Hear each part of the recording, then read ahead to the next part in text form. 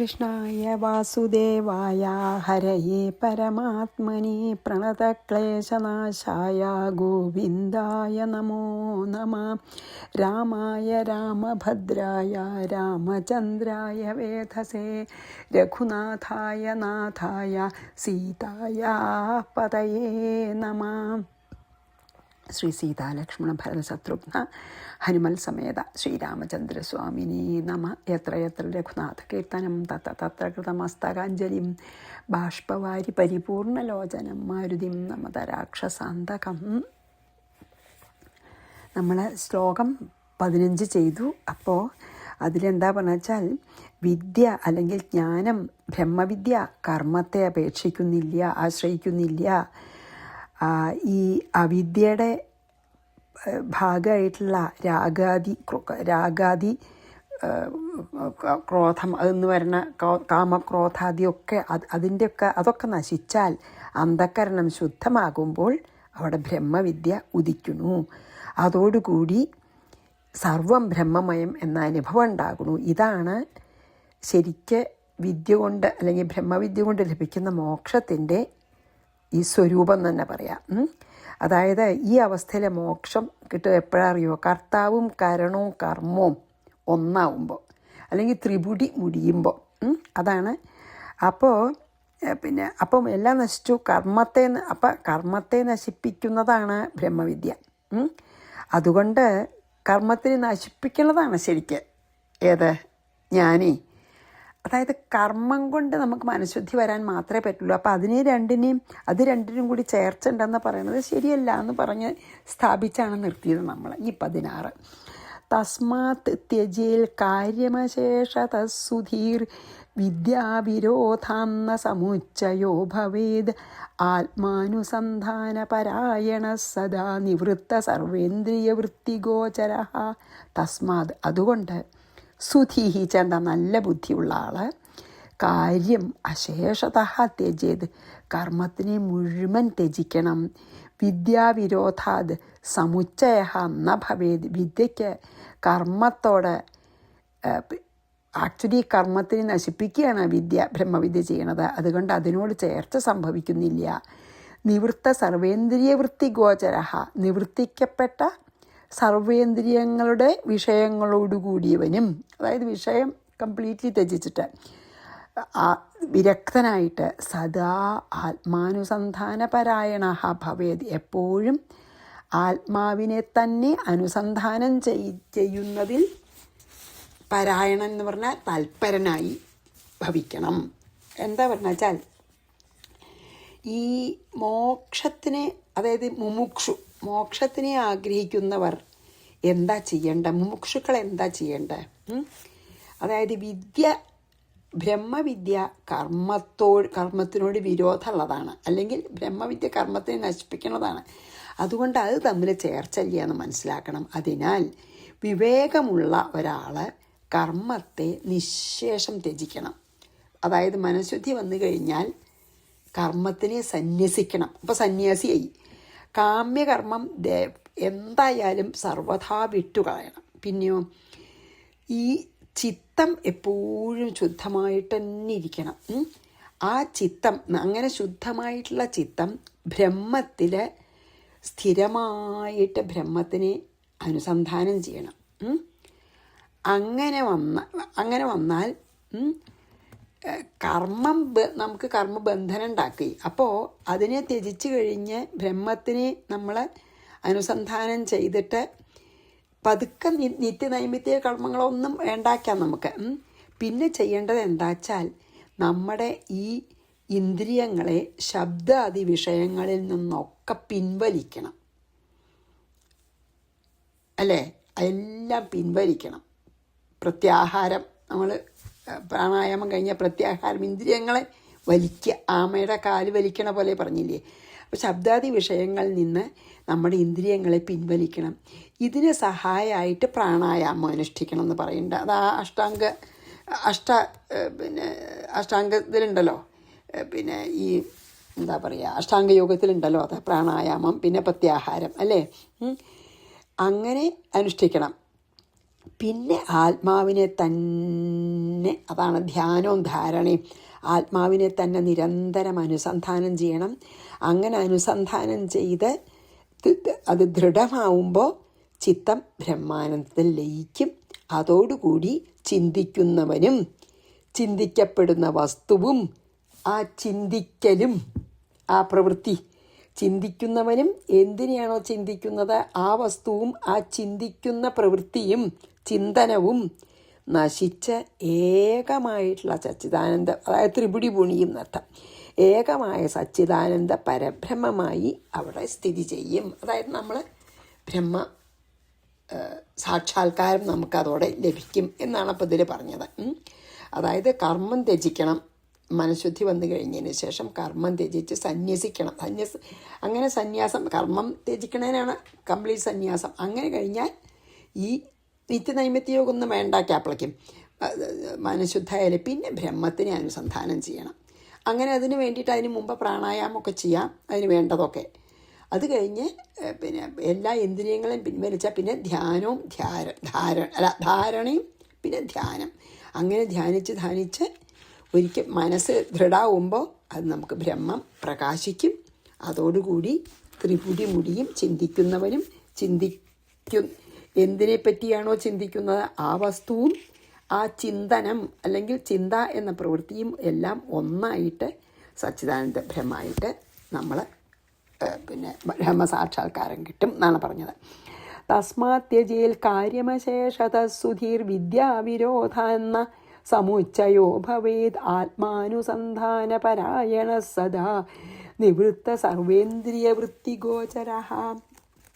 17 യാവച്ഛരീരാദിഷു മായയാത്മധി സ്ഥാവദ്വിധേയോ വിധിവാദകർമ്മണം നേതീതി വാക്യൈരഖിലം നിഷിധ്യ തജ് ജ്ഞാത്വാ പരാത്മാനമഥ ത്യജേൽ ക്രിയാഃ. മായയാ means ഈ അവിദ്യ കാരണം ശരീരാദികളിൽ ആത്മബുദ്ധി അതായത് ദേഹാഭിമാനം യാവത് ഏതുവരെ നിലനിൽക്കുന്നു, അതായത് നമുക്ക് ദേഹാഭിമാനം, ഞാൻ ദേഹാണെന്നുള്ള വിചാരം എത്ര കാലം നിലനിൽക്കുന്നുവോ താവത് അതുവരെ വിധിവാദ കർമ്മണ വിധിവാദങ്ങളോടുകൂടിയ കർമ്മങ്ങൾക്ക് വിധേയ ഭവേത്. അതായത് നമുക്ക് ദേഹാഭിമാനം ഉള്ളിടത്തോളം കാലം നമുക്ക് എല്ലാ കർമ്മങ്ങളും ചെയ്തുകൊണ്ടേയിരിക്കണം. ഏത് നിത്യനൈമിത്യ കർമ്മങ്ങളും വേണം. ന ഇതി വാക്യേഹി നേതിന്ന് ഇതല്ല എന്ന വാക്യങ്ങളാൽ അഖിലം നിഷിധ്യ എല്ലാറ്റിനെയും നിഷേധിച്ചിട്ട് പരാത്മാനം ജ്ഞാത്വ ഇതല്ല എന്ന് പറഞ്ഞ് അവസാനം ശേഷിക്കുന്നതാണ് ഏത് പരമാത്മാവിനെ അറിഞ്ഞിട്ട്, അവസാനം ശേഷിക്കുന്ന പരമാത്മാവിനെ അറിഞ്ഞിട്ട് അധക്രിയാഹ ത്യജേത് എല്ലാ കർമ്മങ്ങളെയും ത്യജിക്കണം എന്ന്. എന്താ പറയുക പറയണേ? ഈ മുമുക്ഷുക്കൾ തന്നെ 2 തരമുണ്ട്. ഒന്ന് നല്ല രാഗമുള്ളവർ സക്തന്മാർ, ഒന്ന് വിരാഗികൾ വൈരാഗ്യം വന്നവർ. രാഗമുള്ളവരും വൈരാഗികളുണ്ട്, 2 തരക്കാർക്കും മുമുക്ഷുക്കളുണ്ടാവാം. രാഗിക്ക് അതായത് രാഗം വിട്ടുമാറാത്ത ആൾക്ക് വിഷയ സുഖത്തിലെ ഇച്ഛ നശിക്കാത്തവരാണ് അല്ലേ. അവർക്ക് കർമ്മം ചെയ്തുകൊണ്ടിരിക്കണം. എന്നാലോ കംപ്ലീറ്റ് വൈരാഗ്യം വന്ന ആൾക്ക് വിഷയാശ തീരെ നശിച്ചു. അവർ ശരിക്കും ഉത്തമ അധികാരിയാണ് ബ്രഹ്മപ്രാപ്തിക്ക്. മറ്റത് എന്താ അറിയോ, പിന്നെയും കർമ്മം ചെയ്യണം. എങ്ങനെ? ഈ രാഗം മുഴുവനും ഇല്ലാതെ ആവണവർ. മുമുക്ഷുക്കൾ തുടക്കത്തിൽ രാഗികളാവാം. അപ്പോൾ രാഗം വിട്ടകലുന്നത് വരെ കർമ്മങ്ങൾ ചെയ്ത് മനസ്സിനെ ശുദ്ധാക്കിയിട്ട് വിരാഗിയായി തീരണം. വിരാഗിയായാൽ പിന്നെ എന്താ ചെയ്യുക? കർമ്മങ്ങൾക്ക് അധീനനാവേണ്ട ആവശ്യമില്ല. അപ്പോൾ ഈ ശരീരത്തിൽ ആത്മാവാണ് എന്നുള്ള ബോധം, ഞാനാണ് കർത്താവ്, ഞാനാണ് ഭോക്താവ്, ഇങ്ങനെയുള്ള വിചാരമൊക്കെ അജ്ഞാനമുള്ളിടത്തോളേ ഉള്ളൂ.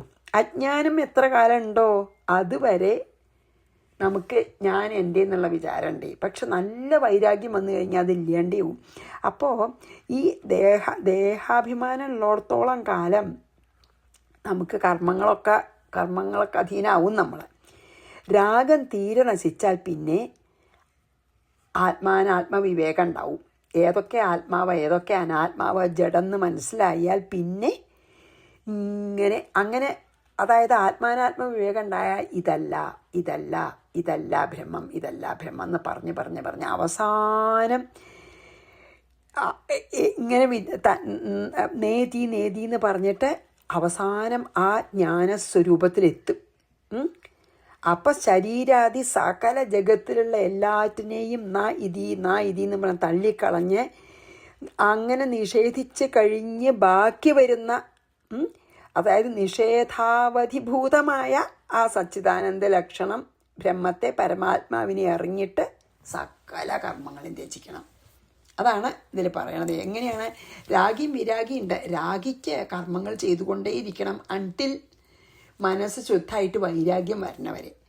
വിരാഗിയാണെങ്കിൽ എന്താ, ഓൾറെഡി ആത്മാനാത്മ വിവേകം ഉണ്ട്. അപ്പം പിന്നെ കർമ്മമൊക്കെ ത്യജിച്ചിട്ട് ഇതിനെ നേതി ഇതല്ല ഞാൻ എന്തിനെയാണ് അന്വേഷിക്കണം? മുമുക്ഷു വിരാഗി എന്താ? ഇതല്ല ഞാൻ അന്വേഷിക്കണം, ഇതല്ല, ഇതൊക്കെ ജഗത്തിലുള്ള ജഡാണ്. ഓ ഇതാണോ? അല്ല, അത് ജഡാണ്. അതല്ല അങ്ങനെ നിഷേധിച്ചിട്ട് നിഷേധശേഷൻ എന്തവശേഷിക്കുന്നുവോ അതാവാണ് ആ ജ്ഞാനസ്വരൂപനായിട്ടുള്ള ബ്രഹ്മം എന്ന് മനസ്സിലാക്കി അങ്ങനെ അറിഞ്ഞിട്ട് സകല കർമ്മങ്ങളെയും വിട്ടിരിക്കണം എന്നാണ് ഇതിൽ പറഞ്ഞത്. യാവച്ഛരീരാദിഷു മായയാത്മതി സ്ഥാവദ്വിധേയോ വിധിവാദകർമ്മണം നേതീതി വാക്യൈരഖിലം നിഷിധ്യ നായിതി പറഞ്ഞ് എല്ലാറ്റിനെയും നിഷേധിക്കണം. തജ്ഞാത്വ അവസാത്മാനം വരണതാണ് പരാത്മാനമഥം, പിന്നെ ശേഷിക്കുന്നത് പരമാത്മാവാണെന്ന് അറിഞ്ഞ് ത്യജേൽ ക്രിയ എല്ലാ കർമ്മങ്ങളെയും ത്യജിക്കണം.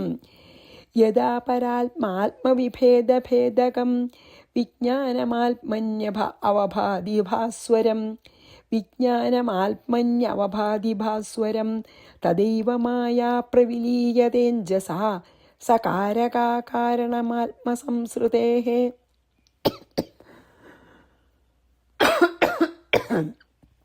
പരമാത്മവിഭേദഭേദകം, പരമാത്മാവ് ജീവാത്മാവ് എന്ന ഭേദത്തെ നശിപ്പിക്കുന്നതായ ആ ഭേദഭാവനെ, പരമാത്മാവ് ജീവാത്മാവ് എന്നുള്ള ഭേദഭാവനെ നശിപ്പിക്കുന്നതായ ഭാസ്വരം വിജ്ഞാനം, ഏത്? ബ്രഹ്മജ്ഞാനം. ആത്മനി ശുദ്ധമായിട്ടുള്ള മനസ്സിൽ യഥാ അവഭാതി എപ്പോൾ പ്രകാശിക്കുന്നുവോ തഥാ ഏവ അഞ്ജസ അപ്പോൾ തന്നെ വേഗം ആത്മസംസൃതേഹ കാരണം സംസാരത്തിൻ്റെ മുഴുവൻ ഉപാദാന കാരണമായിരിക്കുന്ന സകാരകാമായ ആ മായ അല്ലെങ്കിൽ ആ വിദ്യ പ്രൽവീയത നശിക്കുന്നു. അതാണ് എപ്പോഴാണ് നമുക്ക് ഈ പിന്നെന്താണ് ഈ പരമാത്മാവ് ജീവാത്മാവെന്ന ഭേദഭാവന നശിച്ചിട്ട് നമുക്ക് എപ്പോഴാണ് ജ്ഞാനം ശുദ്ധാന്തകരണത്തിൽ ജ്ഞാനം ഉദിക്കണ? അപ്പം മായ നശിച്ചു എന്നാണ്. അതായത് ആത്മസ്വരൂപത്തെ അറിയുമ്പോൾ തീർച്ചയായിട്ടും അവിദ്യ അല്ലെങ്കിൽ അജ്ഞാനം അല്ലെങ്കിൽ മായ നശിക്കുന്നു. മായയ്ക്ക് വിദ്യ അവിദ്യ അങ്ങനെ രണ്ട് രൂപമുണ്ട്. അതായത് ശുദ്ധ സത്വ ഗുണ പ്രധാനമായിട്ടുള്ളത് വിദ്യ, മറ്റതോ രജോ ഗുണപ്രധാനമായിട്ടുള്ളത് അവിദ്യ. വിദ്യയും അവിദ്യയുണ്ട്.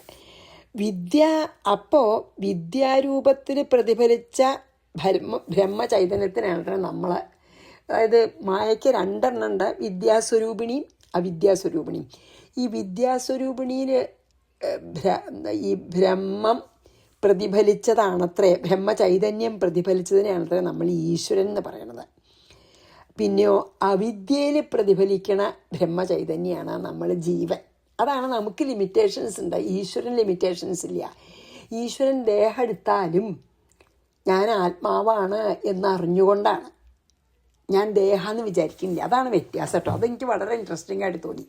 മായയ്ക്ക് രണ്ട് ഇതുണ്ട്, വിദ്യാസ്വരൂപിണിയായിട്ടുള്ള മായയും അവിദ്യാസ്വരൂപിണിയായിട്ടുള്ള മായയും. വിദ്യാസ്വരൂപിണി വെച്ചാൽ ജ്ഞാനമുണ്ടേ, ജ്ഞാനത്തോട് കൂടിയിട്ടാണ്.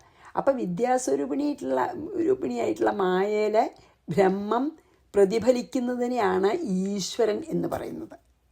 അപ്പോൾ ലിമിറ്റേഷൻസ് ഇല്ല, ഇനിയിപ്പോൾ ശരീരം എടുത്താലും.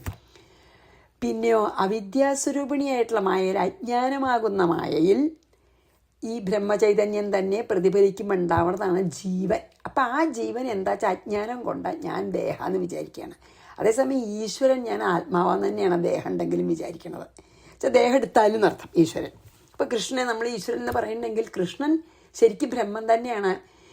ഒരു പ്രതിഫലനായിട്ട് വന്നെന്ന് വെച്ചാൽ ലിമിറ്റേഷൻസ് ഒന്നുമില്ല. അതേസമയം നമുക്ക് ജീവാത്മാവ് ദേഹാഭിമാനം ഉണ്ട്, മറ്റ് ദേഹാഭിമാനം ഇല്ല. അതാണ് വ്യത്യാസം. അപ്പോൾ ജീവൻ ഈശ്വരൻ എന്ന ഭേദത്തിന് കാരണമായ മായ എപ്പോഴാണ് നശിക്കണത്, അപ്പം നമുക്ക് നമ്മളും ജീവനും ഈശ്വരനും ഒന്നാവും, അതായത് ബ്രഹ്മം തന്നെയാവും. അതായത് ലിമിറ്റേഷൻ ഉണ്ടെന്ന് തോന്നിയാൽ ഉണ്ടല്ലോ, ഞാൻ ഈശ്വരനും ഞാൻ ദേഹാഭിമാനിയായിട്ടുള്ള ഞാൻ, ഈശ്വരൻ എല്ലാം മീതെയാണ്. ആ ഭേദം ഇല്ലാണ്ട് ആയാലേ എന്താ ഈ ബ്രഹ്മം ആയിട്ട് അനുഭവപ്പെടുള്ളൂ. ഈ വേദാന്തവാക്യാർത്ഥ വിചാരത്തിൽ നിന്ന് ഇങ്ങനെ മനസ്സിലാക്കിയിട്ട് നമ്മളെ വേദവാക്യങ്ങളെ വിചാരം ചെയ്ത് അഖണ്ഡാകാരമായിട്ടുള്ള ഈ ബ്രഹ്മം എന്ന വിജ്ഞാനത്തിന് നമ്മുടെ അന്ധക്കരണത്തിൽ എപ്പോഴാണ് പ്രകാശിക്കണം, അപ്പോൾ ആ ജ്ഞാനം ഈ അവിദ്യാസ്വരൂപിണിയായിട്ടുള്ള മായയെ അജ്ഞാനത്തെ നശിപ്പിക്കും. അപ്പം പിന്നെ ഈ മായ നശിക്കും. അജ്ഞാനം അജ്ഞാനം വിദ്യാസ്വരൂപിണിയായിട്ടുള്ള മായ കൊണ്ട് നമുക്ക് കുഴപ്പമില്ല. അജ്ഞാനസ്വരൂപിണിയായിട്ടുള്ള മായ നശിക്കും. അപ്പം നമുക്ക് പിന്നെ ഈ ഞാൻ ദേഹാഭിമാനമൊന്നുമില്ലേ. അങ്ങനെ ഈ ജഗത്തിൻ്റെ മുഴുവൻ ഉപാദാന കാരണമാണ് അവിദ്യാസ്വരൂപിണിയായിട്ടുള്ള മായ. അങ്ങനെ ആ അവിദ്യാസ്വരൂപിണിയായിട്ടുള്ള മായ നശിച്ചു കഴിഞ്ഞാൽ സംസാരത്തിൻ്റെ മൂലകാരണമായിട്ടുള്ള ആ മായ നശിച്ചതോടുകൂടി നമുക്ക് നമ്മുടെ ശരീരമൊന്നും ഞാൻ ബ്രഹ്മാണെന്ന ഉറച്ച ആളാണ്, നമ്മൾ പരബ്രഹ്മം തന്നെയാണെന്നുള്ള ആ ബ്രഹ്മമായിട്ട് തീരും നമ്മളെന്ന്. അതാണ് ഇതിൽ പറഞ്ഞത് കേട്ടോ. അപ്പോൾ ഇതിൽ കാര്യമായിട്ട് നമുക്ക് മനസ്സിലാക്കാൻ ഈശ്വരനും ജീവനും തമ്മിലുള്ള വ്യത്യാസമാണ്. ഈശ്വരന് ഉപാധികളില്ല, ബ്രഹ്മം തന്നെയാണ്. പക്ഷേ ചിലപ്പോൾ മനുഷ്യരൂപത്തൊക്കെ വരും, അതുകൊണ്ടാണല്ലോ ഈശ്വരൻ പറയണത്. പക്ഷേ ആ ബ്രഹ്മം തന്നെയാണ് ശരിക്കും നമ്മളും. പക്ഷേ അവിദ്യയിലത്തെ പ്രതിഫലനായതുകൊണ്ട് അജ്ഞാനമുണ്ട്, അതുകൊണ്ട് നമുക്ക് ജീവഭാവമുണ്ട്. അതെന്നാണ് ഈ ജീവഭാവം വിട്ടിട്ട് ആ ഭേദന ഞാനും ഈശ്വരനും ഒന്നാണെന്ന് എപ്പോൾ തോന്നും, അപ്പം മായ നശിച്ചുവേ. അപ്പം പിന്നെ നമ്മൾ ബ്രഹ്മമായിട്ടിനെ വർത്തിക്കാം. അതാണ് ഇതിൽ പറഞ്ഞത്. യഥാപരാത്മാത്മവിഭേദഭേദകം വിജ്ഞാനമാത്മന്യവഭാതിഭാസ്വരം തദൈവ മായ പ്രവിലീയതേഞ്ജസ. മായ അങ്ങോട്ട് ലയിച്ചില്ലാണ്ടേവും ആ ഭേദഭാവന നമുക്കില്ലാണ്ടേ അയ്യാലേ. അതായത് ജ്ഞാനം ഉള്ളിൽ പ്രകാശിച്ചിട്ട് ആ ഇരുട്ടിനെ, അജ്ഞാനമാകുന്ന ഇരുട്ടിനെ നീക്കും. തദൈവമായ പ്രവിലീയതേഞ്ജസ സ കാരക കാരണമാത്മസംസൃതേ. ഈ സംസാരത്തിൻ്റെ കാരണമായിട്ടുള്ള മായ നശിച്ചാൽ പിന്നെ മായാകാര്യമായിട്ടുള്ള ശരീരാദി പ്രപഞ്ചവും നശിച്ചു. അപ്പം നമ്മൾ ബ്രഹ്മമായിട്ട് തന്നെ വർത്തിക്കും. ഇനി 19. ശ്രുതിപ്രമാണാഭിവിനാശിതാചസ കഥം ഭവിഷ്യത്യഭികാര്യകാരിണീ വിജ്ഞാനമാത്രാദമലാദ്വിതീയതസ്തമാദവിദ്യാസ്തസ്മാദ് അവിദ്യ ന പുനർഭവിഷ്യതി. എന്താണറിയോ? ശ്രുതിപ്രമാണാഭിവിനാശിതാസ. ശ്രുതിയിലത്തെ പ്രമാണത്താൽ നിശേഷം നശിപ്പിക്കപ്പെട്ട ഏത്? ആ അവിദ്യ. കാര്യകാരിണി കഥം ഭവിഷ്യതി. കാര്യത്തെ ചെയ്യുന്നതായിട്ട് എങ്ങനെ ഭവിക്കും? കാര്യം വെച്ചാൽ ജഗത്ത്. അമലാദ്വിതീയത വിജ്ഞാനമാത്ര നിർമ്മലവും അദ്വിതീയവുമായ ആ ജ്ഞാനത്താൽ നഷ്ട അവിദ്യ, നശിച്ച അവിദ്യ, തസ്മാത് അത് ഹേവുമായിട്ട് ന പുന ഭവിഷ്യതി, പിന്നെ ഉണ്ടാവില്ല എന്ന്. അതായത് ആത്മജ്ഞാനം കൊണ്ട്, ഈ ആത്മജ്ഞാനം ഉണ്ടായാൽ നമുക്ക് ഈ ശരീരവും ഈ പ്രപഞ്ചവും ഒക്കെ വെറും മിഥ്യയാണെന്ന് മനസ്സിലാവും, ജഡാന്ന് മനസ്സിലാവും. ആ ശരീരാദി പ്രപഞ്ചം നശിക്കും. അന്ന് പറഞ്ഞില്ലേ, അതിനെ ഒന്നും കൂടി റീഇൻഫോഴ്സ് ചെയ്ത് പറയാണ്. തത്വമസി, അഹം ബ്രഹ്മാസ്മി, അങ്ങനത്തെ ഈ മഹാവാക്യങ്ങളുടെ അർത്ഥത്തെ നമ്മൾ ഒരു ഗുരു മുഖാന്തരത്തെ നമ്മൾ മനസ്സിലാക്കി ഉൾക്കൊണ്ട് മനനം ചെയ്ത് നിധിധ്യാസനം ചെയ്ത് അനുഭവപ്പെടണം നമുക്ക്.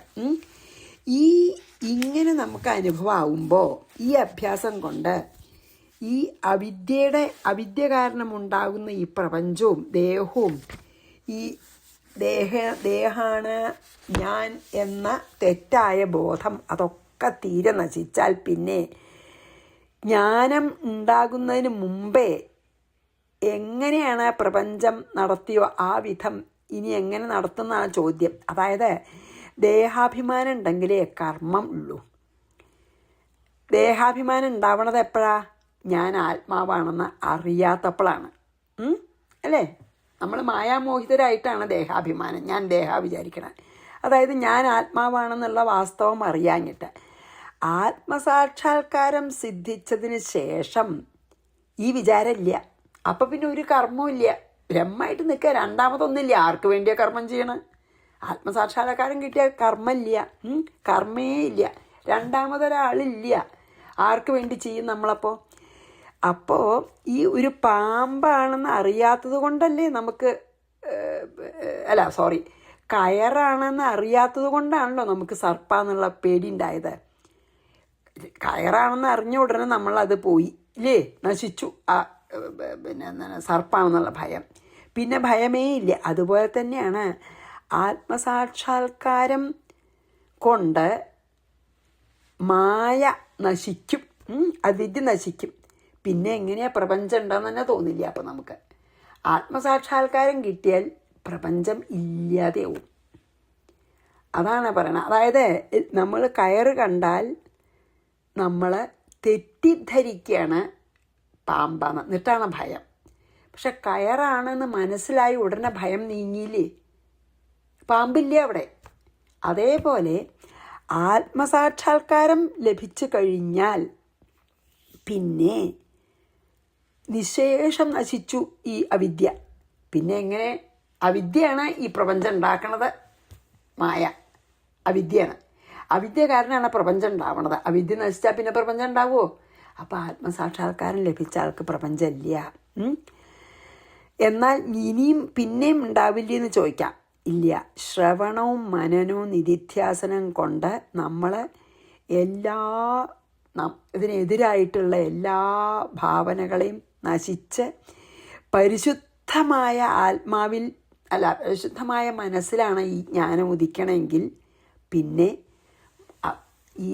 അതോടുകൂടി ആ പരിശുദ്ധമായ ജ്ഞാനം ശരിക്ക് ശുദ്ധമായ മനസ്സിൽ ഉദിച്ചാൽ പിന്നെ ഒരിക്കലും ആ ആളെ പിന്നെ അയാൾക്ക് ഒരിക്കലും അജ്ഞാനം ഉണ്ടാവില്ല.